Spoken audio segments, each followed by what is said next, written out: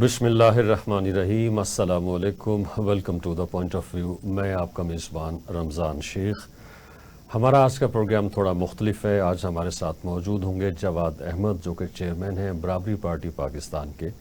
ہم ان سے نہ صرف ان کی زندگی کے حوالے سے بلکہ اس وقت پاکستان کی جو موجودہ سیاسی صورتحال ہے اس حوالے سے بھی بات کریں گے، لیکن اس سے پہلے ایک شارٹ بریک، ہمارے ساتھ رہیے گا۔ جی ویلکم بیک، بہت شکریہ جواد صاحب، آپ نے ہمیں جوائن کیا۔ ہم دیکھتے ہیں کہ عموماً لوگوں کا جو ارتقاء ہے، ایولیوشن ہے، وہ ایک ہی فیلڈ کے اندر ہوتا ہے، جبکہ آپ کا جو ایولیوشن ہے وہ مختلف سمتوں میں ہے۔ آپ اس سے پہلے سنگر تھے، پھر میوزک کمپوزر کے طور پر بھی آپ نے کام کیا، پھر آپ فلاحی کاموں سے منسلک رہے اور اب آپ نے پولیٹیکل پارٹی بنا لی ہے، سیاست کو جوائن کر لیا ہے۔ اس کی کیا وجہ ہے؟ اچھا رمضان صاحب، پہلے تو بہت زیادہ معذرت آپ کے ساتھ، کیونکہ عام طور پہ یہ میرے ساتھ ہوتا نہیں ہے، کمٹمنٹ کا بڑا پکا ہوں۔ مجھے پتہ نہیں تھا بالکل کہ یہ لائیو شو ہے، تو میں لیٹ آیا ہوں، تو آپ کا شو جو ہے تو میری وجہ سے خراب ہوا ہے، تو اس کے لیے معذرت۔ اب دوسرا یہ کہ آپ نے جو سوال پوچھا ہے، میں پہلے تو پولیٹیشین ہی اپنے آپ کو کہوں گا، شروع سے پولیٹیشین ہی تھا، کیونکہ میں نے اپنے والدین سے ایک طرح سے وہ غیر رسمی سی تعلیم لی تھی، پولیٹیکل سائنس کی، دونوں پولیٹیکل سائنس پڑھاتے تھے، پروفیسر تھے دونوں۔ تو ذہن میں یہی تھا کہ طبقاتی جو معاملات ہیں امیر غریب کے، وہ بہت زیادہ ہیں پاکستان میں، تو سیاست کرنی چاہیے۔ تو جو بھی میں نے کیا ہے آخرکار وہ سیاست میں آنے کے لیے کیا۔ صحیح۔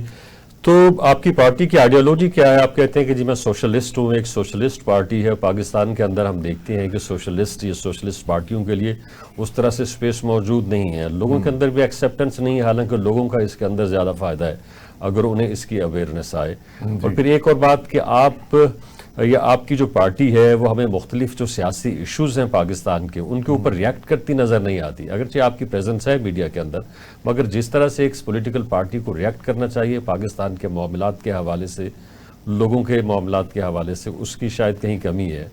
کچھ کہیں گے؟ اصل میں نا جو پالیٹکس دنیا میں ہو رہی ہے اس وقت، وہ اس طرح کی ایشوز کے اوپر ہو رہی ہے جو ایکچولی لوگوں کے روزی روٹی سے جڑے نہیں ہوئے۔ ان کا تعلق ہوتا ہے نظم و نسق سے، ان کا تعلق ہوتا ہے لا لیسنس سے، ان کا تعلق ہوتا ہے لوگوں کے رائٹس کی بات کرنے پہ۔ جس طرح کسی پولیٹیکل پارٹی کے آپ ممبر ہوں اور آپ کسی اور پولیٹیکل پارٹی کے خلاف بات کریں، یا اسٹیبلشمنٹ کے حوالے سے جو کچھ ہوتا ہے اس ملک میں، تو سیاست صرف یہی رہ گئی ہوئی ہے۔ یا بہت زیادہ ہو جائے گا تو بلوچستان کے حقوق، اور یہ جیسے پختونخوا کے اندر جیسے وہ انہوں نے بنائی ایک پارٹی پی ٹی ایم کے نام سے، اس کا نام تھا پشتون تحفظ موومنٹ۔ تو اس طرح کے ایشوز ڈسکس ہوتے ہیں۔ میرا خیال میں سب سے بڑا ایشو جو ہے دنیا کا اور پاکستان کا بھی، وہ غربت اور امارت کا ہے، اور ہم طبقاتی جدوجہد کو ہی سیاست کی اصل اساس سمجھتے ہیں۔ سیاست ہونی ہی اس پہ چاہیے، کیونکہ جو لوگ دنیا میں رہتے ہیں وہ آخرکار تو انہوں نے اس دنیا میں جتنا بھی ٹائم گزارنا ہوتا ہے وہ اچھے طریقے سے گزارنا ہوتا ہے۔ ان کی فیملیز کو، ان کے بچوں کو وہ تمام چیزیں ملنی چاہیے جو دنیا میں بنتی ہیں۔ اب پاکستان کے جو ایشوز ہیں وہ چونکہ بیانیوں کی وجہ سے اس طرح کے ہیں، کیونکہ اب لیکن آپ مثال کے طور پہ آپ کو بتاتا ہوں، آپ شاید یہ فیل کریں گے بھی کہ میں آج کل عمران خان پہ زیادہ تنقید کر رہا ہوں۔ وہ اس لیے کر رہا ہوں کیونکہ وہ اصل سیاست ہونے کی راستے میں سب سے بڑی رکاوٹ ہے اس وقت۔ دیکھیں، میں بڑے عرصے سے یہ دیکھ رہا ہوں کہ عمران خان کا وتیرہ صرف یہی ہے کہ وہ جب باہر ہوتا ہے تو کوئی کام نہیں کرتا، جھوٹ بولتا رہتا ہے، اور جب وہ حکومت میں آتا ہے تو کچھ کرتا نہیں ہے، اس سے ہوتا کچھ نہیں ہے۔ پھر جب اس کو نکال دیا جاتا ہے تو وہ سازشیں شروع کر دیتا ہے۔ تو ہو یہ رہا ہے کہ اصل ایشو سے جو پالیٹکس ہونی چاہیے وہ ہو نہیں رہی، اور اس آدمی کی وجہ سے نہیں ہو رہی۔ اور باقی پارٹیاں جو اس بات کا فائدہ اٹھا رہی ہیں، وہ کیا کر رہی ہیں کہ وہ اپنی وہ جو مسلم نون پیپلز پارٹی، وہ اپنے اقتدار کے لیے اسٹیبلشمنٹ سے مل کے وہ بھی اب حکومت کر رہی ہیں۔ تو میں اس کا مجرم جو ہے وہ عمران خان کو سمجھتا ہوں، اس لیے میں اس میں زیادہ تنقید بھی کر رہا ہوں آج کل۔ صحیح۔ تو بنیادی طور پہ پی ٹی آئی کے ساتھ آپ کا اختلاف کیا ہے؟ آپ سمجھتے ہیں کہ وہ جو کہتے ہیں وہ کرتے نہیں ہیں، یا ان کے پاس ٹیم نہیں ہے، یا ویژن نہیں ہے؟ ایک چیز۔ دوسرا، ہم دیکھتے ہیں پاکستان کے اندر جس سیاسی پارٹی نے حال ہی میں مذہب کا سب سے زیادہ استعمال کیا ہے وہ پی ٹی آئی ہے۔ آپ کیا سمجھتے ہیں کہ واقعی ایسا ہے؟ بالکل ایسا ہے جی۔ دیکھیں، اتنا بلیٹنٹلی کسی پارٹی نے استعمال نہیں کیا مذہب کا، جس طرح ضیاء الحق کے زمانے میں یہ مذہب کا استعمال ہوا تھا۔ آپ کو معلوم ہے وہ بہت برے طریقے سے ہوا تھا، اور لوگوں کو باقاعدہ مذہب فروشی کر کے، مطلب اس ملک میں کیا مسلمان نہیں رہتے، اس ملک میں 95% اور 97% آج بھی مسلمان رہتے ہیں، اور اس زمانے میں بھی رہتے تھے. اس زمانے میں بھی اقلیتیں تھوڑی سی زیادہ مقدار میں تھیں، لیکن بہرحال مسلمان 90% سے ہمیشہ زیادہ رہے ہیں. تو اگر اتنے مسلمان ہیں تو اسلام کا تو مسئلہ ہی نہیں ہے اس ملک کے اندر. جب سارے مسلمان ہیں تو اسلام کا کیا مسئلہ ہے یا مذہب کا کیا مسئلہ ہے؟ مسئلہ تو یہ ہے کہ چاہے آپ ہندو ہوں، سکھ ہوں، مسیحی ہوں، وہ بھی رہتے ہیں. پھر مسیح سنی ہو، شیعہ ہوں، آپ بریلوی ہوں، آپ دیوبندی ہوں، آخر کار آپ کے بچوں کو، جس طرح میں نے پہلے بھی کہا، خوشحالی ملنی چاہیے اور ترقی ملنی چاہیے. لیکن وہ اگر نہیں ملتی تو یہ اصل ایشو ہے پاکستان کا. اب پاکستان کا ایشو یہ ہے ہی نہیں کہ مذہب کے ساتھ کون زیادہ کھڑا ہے، خدا کس کو زیادہ پیار کرتا ہے، میں سچا زیادہ ہوں، میں نیک زیادہ ہوں، میں اچھا زیادہ ہوں، یا مجھے بھی خدا نے وہ مدد کی ہے، خدا میرے ساتھ کھڑا ہوا ہے. لوگ اس طرح کی باتیں کر کے، اور پی ڈی آئی نے سب سے زیادہ کیا ہے. صحیح. اچھا، آپ کس طرح سے لوگوں کو کنونس کریں گے؟ کیونکہ ہم دیکھتے ہیں پاکستان کے اندر جب بھی لیفٹ کی سیاست ہوتی ہے یا لیفٹ کے لوگ بات کرتے ہیں، تنقید کرتے ہیں، تو رائٹ ونگ کی جو سیاسی جماعتیں ہیں وہ کہتے ہیں کہ یہ لوگ اسلام کے خلاف ہیں، یہ لوگ دین کے خلاف ہیں، یہ لوگ مذہب کے خلاف ہیں. تو پھر اس طرح کی صورتحال کے اندر جب آپ کو بہت زیادہ ریزسٹنس کا سامنا ہو، کس طرح سے لوگوں کو کنونس کریں گے کہ جو میرے پاس ایجنڈا ہے، جو میرا مینیفیسٹو ہے، وہ آپ لوگوں کے حق میں ہے، وہ آپ لوگوں کی بہتری کے لیے ہے، وہ آپ لوگوں کے مسائل کے حل کے حوالے سے ہے؟ دیکھیں، اس ملک میں نا بڑے بڑے مذہب فروش ہیں، صحافت میں بھی ہیں اور سیاست میں بھی ہیں. کچھ وکلا بھی اس طرح کے ہیں جو اس طرح کی حرکتیں کر رہے ہیں آج کل. لیکن ایک بات ہے کہ جو بھی لوگ اس طرح کی باتیں کرتے ہیں ان کے اپنے آپ گریبان میں جھانکے ہیں. تو جو خدا نے جو کچھ بھی کہا ہوا ہے نا کرنے کو، اور جو کچھ بھی کہا ہوا ہے نہ کرنے کو، وہ سارے اس سے پورے نہیں اترتے. اور یہ جھوٹ بولتے ہیں ہمارے بارے میں. مطلب میرے سے زیادہ مسلمان کون ہو سکتا ہے؟ میں نے تو اپنا جو کریئر تھا میوزک کا وہ سٹارٹ کیا تھا اللہ میرے دل کے اندر سے. اور میں خدا کے ساتھ محبت کرنے والا آدمی ہوں. میں تو جسے کہتے ہیں نا کہ اپنے مذہب کے ساتھ ایک میری ذاتی انسیت ہے.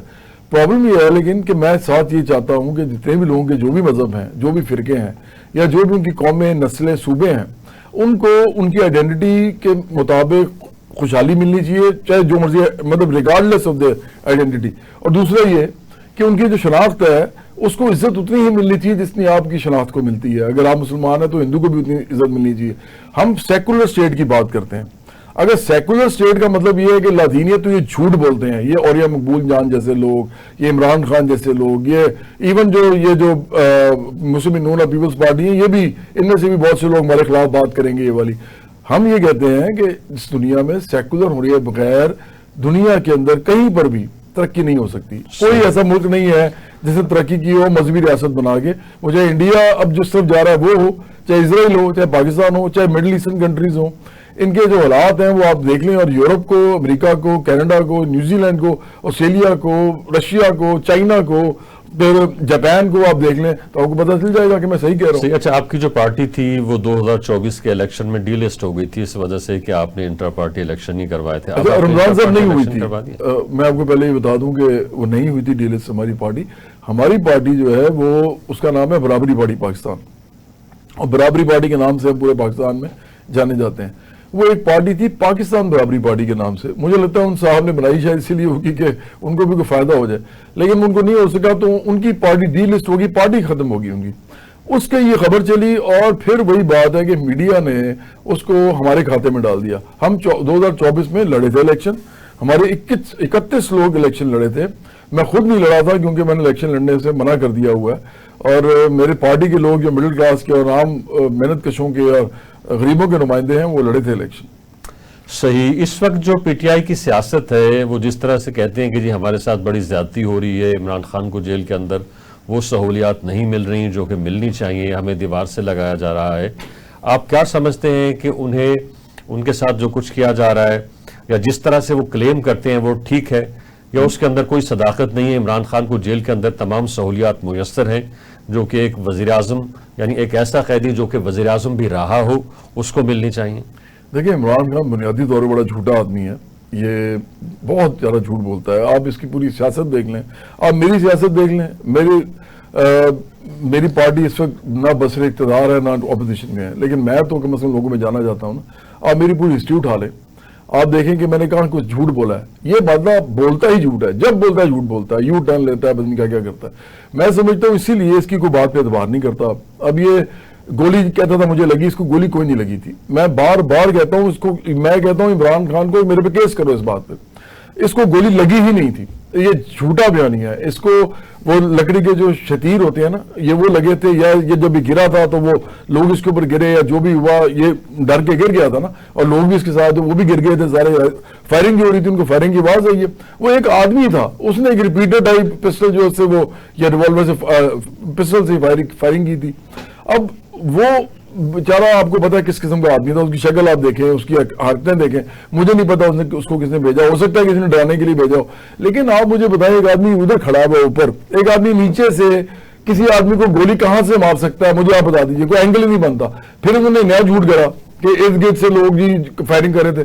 کسی کی نہ ویڈیو ہے کوئی، نہ کوئی وہاں پہ موجود تھا، سب جھوٹ ہے. تو عمران خان تو اس طرح کے جھوٹ بولتا رہا. پھر آپ دیکھیں کہ گولی لگنے کی میں کیوں بات کر رہا ہوں، کیونکہ سب سے بڑا انہوں نے شور مچایا تھا اس وقت، جیسے آج کل آنکھ کا مچا رہے ہیں. تو مجھے بتائیے کہ یہ گاڑی میں 2.5 گھنٹے کیا کرتا رہا کہ اس کو گولی لگی ہوئی تھی؟ یہ 2.5 گھنٹے گاڑی میں بیٹھ کے شوق خانم کیوں آیا وہاں سے، جبکہ اس کو قریبی 3 اسپتال میں جانا چاہیے تھا اگر اس کو گولی لگی تھی. تو یہ سب جھوٹ ہے. اسی لیے میں سمجھتا ہوں کہ اگر تو واقعی اس کی آنکھ خراب ہے تو یہ بڑی زیادتی ہے. اس کے ساتھ اس طرح کا معاملہ نہیں ہونا چاہیے. کسی بھی سیاستدان یا کسی بھی عام پاکستانی کے ساتھ بھی نہیں ہونا چاہیے. سب کا علاج ہونا چاہیے. لیکن پھر میں دوسری طرف دیکھتا ہوں تو مجھے لگتا ہے کہ یہ بیانیہ بازی بنا رہے ہیں دوبارہ. یہ اس کی جو بہنیں ہیں عمران خان کی، وہ بھی ایسے ایسا کیمرے اور لائٹس کی شوقین ہو گئی ہیں اتنی کہ وہ ہر وقت وہ آگے بس کوئی لوگوں کو نیا سوچا چھوڑتی ہے. لوگ اس کے آرگومنٹ کو کیوں بائی کر لیتے ہیں، کیوں خرید لیتے ہیں، اور اس کے اوپر کیوں آنکھیں بند کر کے اعتبار کر لیتے ہیں؟ اس کا تو میں بڑا سمپل سا جواب دیتا ہوں جی. دیکھیں پاکستان میں جو لوگ ہیں اگر وہ اپنے حقوق کے لیے کھڑے نہیں ہو سکتے، وہ اپنے جو ان کے حقوق ہے، عمران کو چھوڑیں، عمران کے لیے کیا کھڑا ہونا ہے کسی نے؟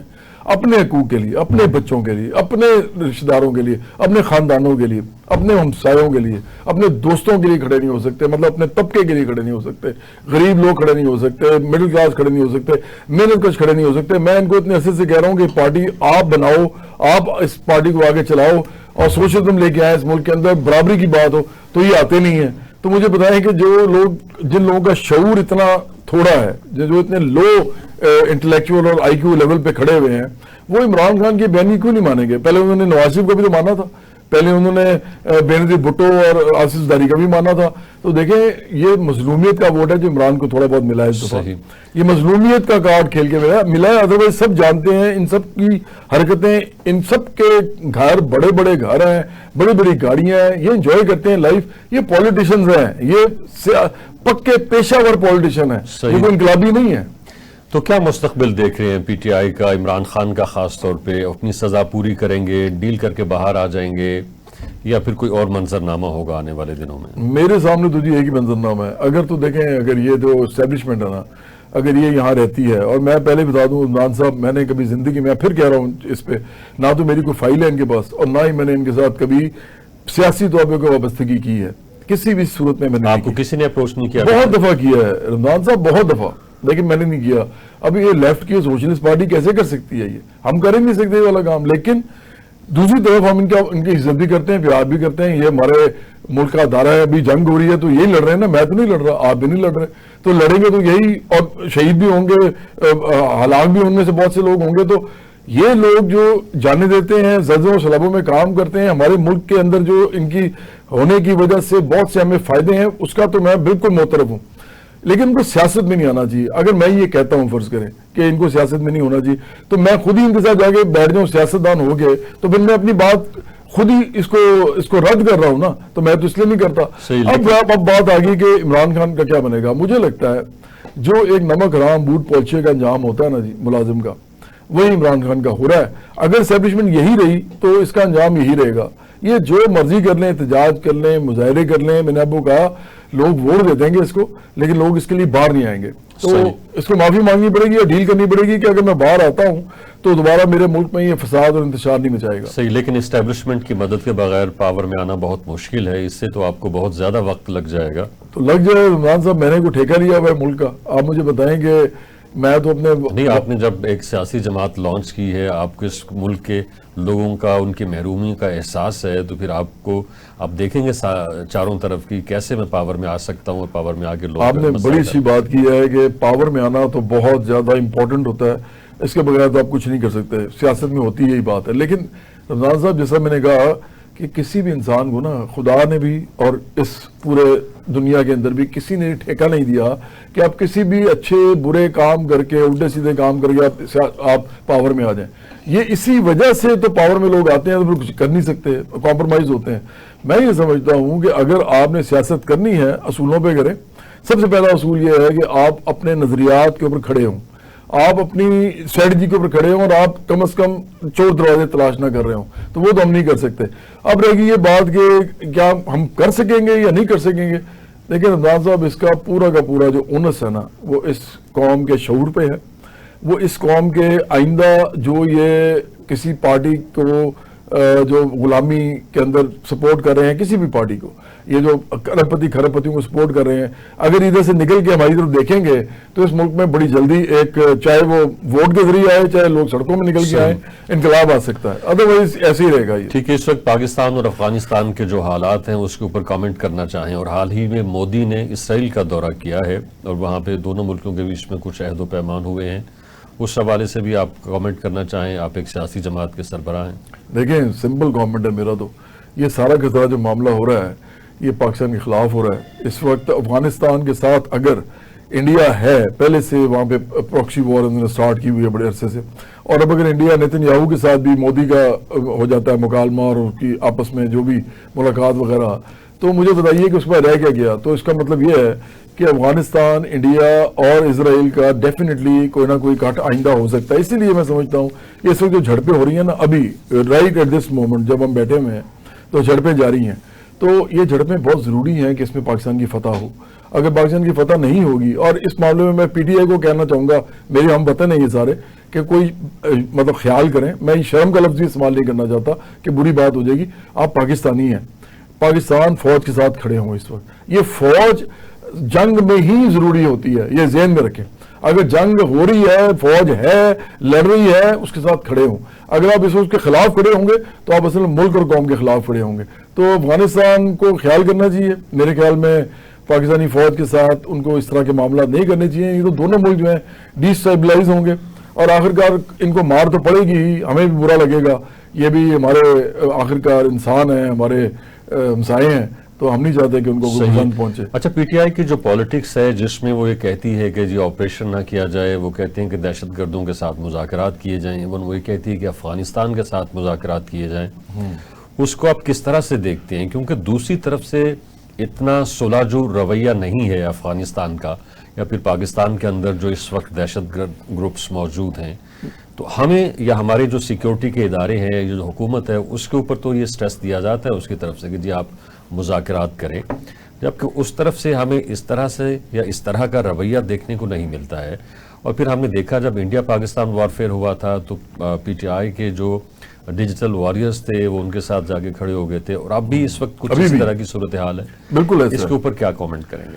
میں تو سمجھتا ہوں کہ جی ایک لفظ ہوتا ہے بے غیرتی, وہ بے شرمی سے بھی بڑا ہوتا ہے. اب چونکہ میں ان کو مشورہ نہیں دے رہا, اب میں صرف تبصرہ کر رہا ہوں, تو میں یہ کہہ سکتا ہوں, میں سخت الفاظ بول سکتا ہوں, کیونکہ میرے ملک کا معاملہ ہے, میری اس وقت قوم کا معاملہ ہے, ہمارے ملک کے دفاع کا معاملہ ہے, کہ یہ بے غیرتی ہے. یہ پی ٹی آئی والے بڑے عرصے سے کر رہے ہیں, ذہن میں رکھیں.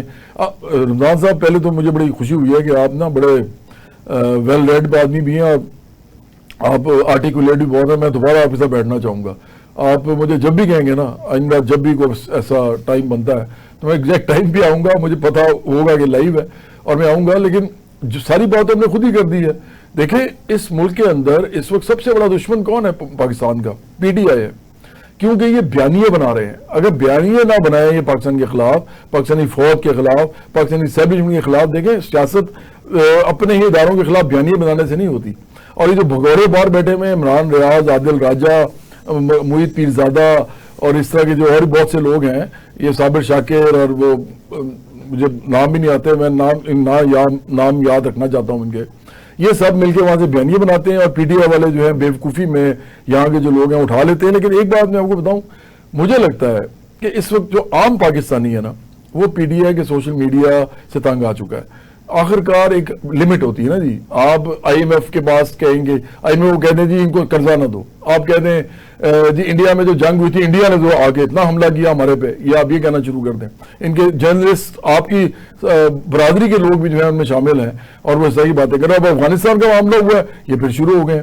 تو مجھے لگتا ہے کہ یہ بغیرتی سے باز نہیں آئیں گے نا، تو پھر ریاست اگر ان کے ساتھ سختی کا معاملہ کرے گی تو پھر یہ روئیں گے، پھر یہ چیخیں گے، چلائیں گے. کوئی بھی ریاست چاہے وہ سوشلسٹ ہو، چاہے وہ سیمی سوشلسٹ ہو، چاہے وہ سوشل ڈیموکریسی ہو، چاہے وہ کیپٹلسٹ ہو، چاہے وہ مذہبی ریاست ہو، کبھی بھی انارکی کو پسند نہیں کرتی. یہ انارکی کی طرف جا رہے ہیں. یہ تو پی ٹی آئی کے جو ڈیجیٹل وارئرز ہیں ان کا رویہ ہے ریاست کے خلاف، سیکیورٹی اداروں کے خلاف. ہم نے دیکھا ہے کہ آپ کے خلاف بھی وہ خاصے سرگرم رہے، خاص طور پہ جب وہ لیسکو انسیڈنٹ ہوا تھا اور اس کے بعد پھر ایک دو ٹیلی ویژن پروگرامز کے اندر آپ نے خواتین کے حوالے سے بات کی یا جو بھی، اور ایک دو اور ایشوز تھے تو اس کو بھی خاصا ہائی لائٹ کیا گیا.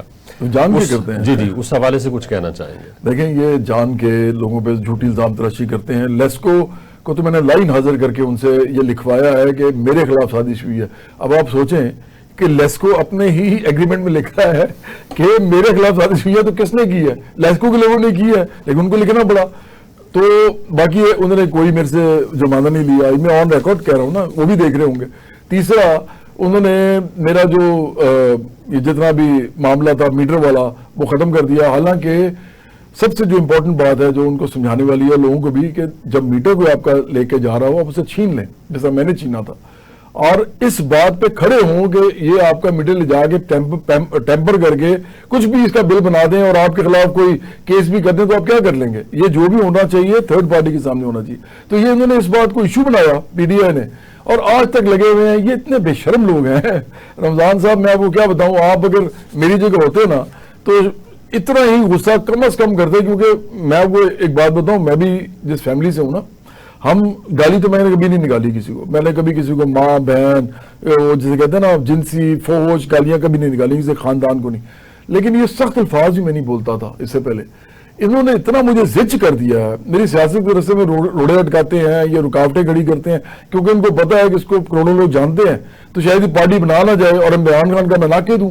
تو یہ میرے خلاف جو پروپیگنڈا کرتے ہیں سب جھوٹا ہے اور ان کو چل جائے گا پتہ کوئی عرصے کے بعد. صحیح. اچھا ابھی میوزک کیوں چھوڑ دیا آپ نے؟ آپ کی حالانکہ بڑی اچھی اس کے اندر اسٹینڈنگ تھی، بڑے کنسرٹس آپ کرتے تھے. اس وقت بھی بڑے لوگ ایسے ہیں جو گا رہے ہیں اور بڑے اچھے اچھے کنسرٹ اور بڑے پیسے وصول کر رہے ہیں، تو اس سے تو آپ کو بڑا مالی فائدہ ہونا تھا. رمضان صاحب مجھے نا پیسے کی کوئی لالچ ہے نہیں، کبھی بھی نہیں رہی. میں نے کبھی کوئی بڑا گھر نہیں بنایا، میں نے کبھی کوئی فارم ہاؤس نہیں خریدا. میں اپنے والد صاحب کے گھر میں رہتا ہوں، آج بھی. ان کی ڈیتھ ہو گئی ہے کوئی تقریباً 2 سال پہلے، لیکن میں اسی طرح ان کے گھر میں رہ رہا ہوں.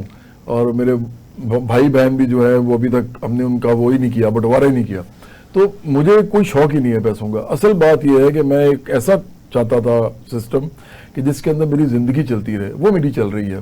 میں نے اتنا پیسہ ضرور بنایا یا اتنی کم از کم چھوٹی موٹی انویسٹمنٹس کی ہیں کہ میری زندگی پہ بھوکا نہ مر جاؤں یا میری فیملی کو مسئلہ نہ ہو، لیکن اس سے زیادہ میں چاہتا نہیں ہوں. مجھے کروڑ روپے بھی کوئی دیتا نا تو میں کانسرٹ نہیں کرتا. بطور سنگر لیگیسی آپ کیا سمجھتے ہیں کہ میری یہ لیگیسی ہے، یہ کام میں نے کیا، یہ میرے کریڈٹ کے اوپر ہے، میں اس سے مطمئن ہوں؟ بطور پولیٹیشین آپ آنے والے دنوں میں یا 10 سالوں میں اپنے آپ کو کہاں دیکھ رہے ہیں؟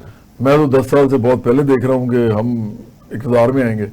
دیکھیں اس ملک کے اندر غربت، مہنگائی، بے روزگاری بڑھ رہی ہے، کم نہیں ہو رہی. آپ جتنے مرضی لوگوں کو پیکیجز دے دیں، آپ جتنے مرضی وہ کام کر لیں جو ترقی آتی ہیں، لیکن انسانوں کی اصل چیز ہوتی ہے کہ ان کی انکم کیا ہے، ان کے جیب میں پیسے کتنے ہیں. وہ ان پیسوں سے تعلیم، علاج، اس کے علاوہ جو بھی انہوں نے زندگی میں بلز دینے ہیں یا کھانا کھانا ہے یا کپڑے پہننے ہیں یا مکان بنانا ہے، اس کے پیسے ہیں یا نہیں ہیں ان کے پاس. اصل بات یہ ہے.